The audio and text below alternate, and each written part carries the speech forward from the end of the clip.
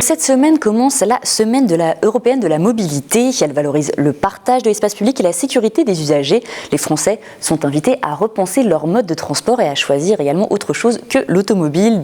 La principale cible en fait sur les déplacements, c'est le domicile-travail, les déplacements du quotidien. Donc c'est pour ça qu'on vient parler aux salariés de quelles solutions on peut vous apporter pour mieux vous déplacer en bus par exemple tous les jours.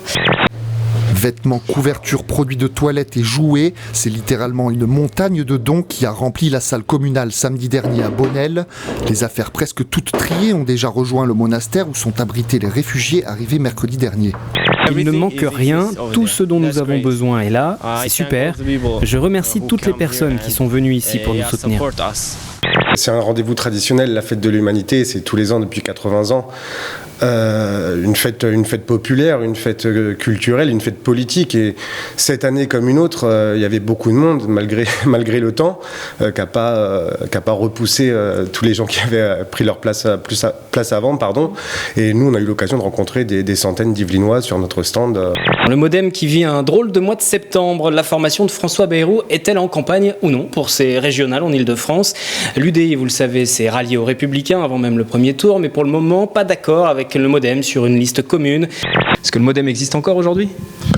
Écoutez, on existe encore. La preuve, c'est qu'on est dans les discussions. Si on n'était pas dans les discussions, on pourrait dire ça y est, on est mort, on n'existe plus.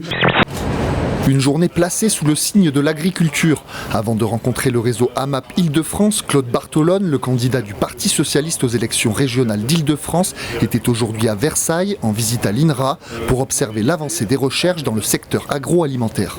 C'est aussi le moment de s'imprégner des problématiques, là en l'occurrence de la recherche.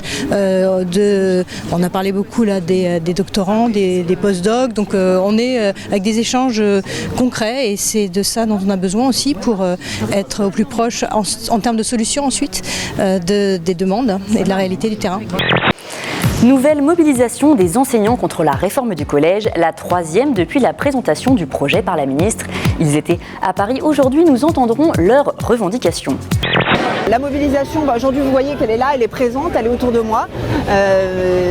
Il y a des enseignants qui, malgré le contexte de début d'année scolaire chargé avec la reprise des cours, avec les réunions parents-professeurs, sont là en masse. C'est un premier début.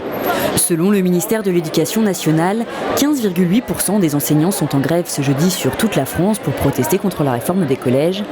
On continue avec les communes qui se mobilisent. Le samedi 9 septembre, un appel est lancé par l'Association des maires de France qui appelle à la mobilisation. En cause, la décision de l'État de réduire de 30% les dotations aux communes et intercommunalités.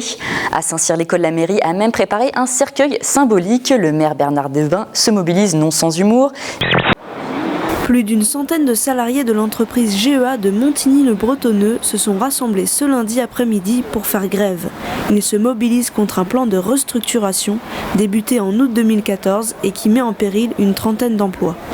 Avec une goutte de sang, en fait, on met une goutte de sang, on l'applique et 15 minutes après, s'il y a 2 bandes, en fait, c'est positif, une bande, c'est négatif.